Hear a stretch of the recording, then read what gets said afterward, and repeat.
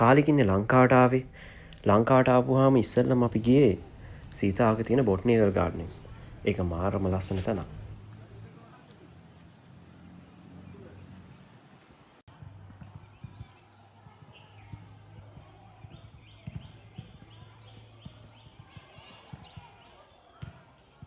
කියමනක් තියෙනවනේ පණ්ඩිතෙන්ට ඒ දණ්ඩ යන්න බෑ කියලා.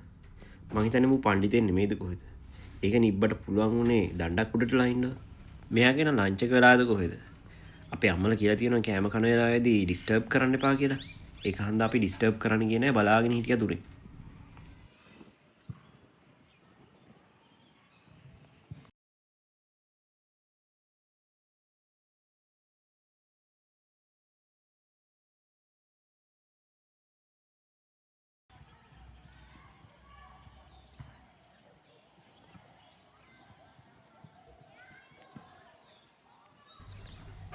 මේ එන්නේ තරු.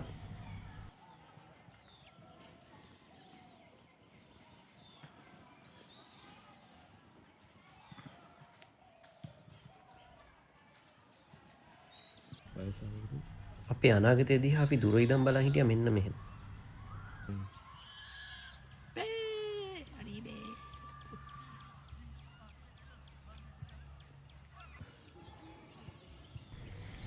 අපි මෙහෙම බලන් ඉඳිද්දී ඈතින් හංස බෝට්ටුවක් යනවා දැක්කා.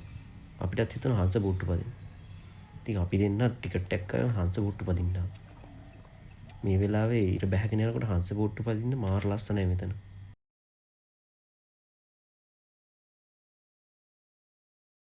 ඩ්‍රයිව් කරනවාද? එයාට දුන්නේ හංස බෝට්ටුවක් අද ඩ්‍රයිව් කරන්න. දැන් ලයිසන් එක අරගෙන ට්‍රයල් එක තියෙන්නේ අද.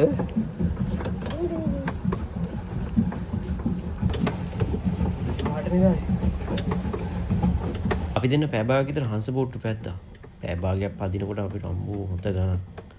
හොඳ ගානට මහන්සිලා හිටියේ මේ වෙනකොට.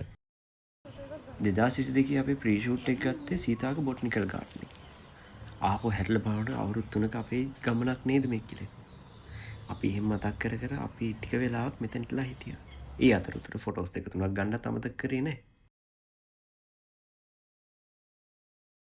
ටික වෙලාවක් බංකුවක් උඩටලා බලාගෙන ඉන්නකොට අපි දැක්ක වලාකුළු ටික ගෙදර යනවා. එහෙම වලාකුළු ටික ගෙදර යනකොට අපිත් ඒකම ගෙදර ආවා.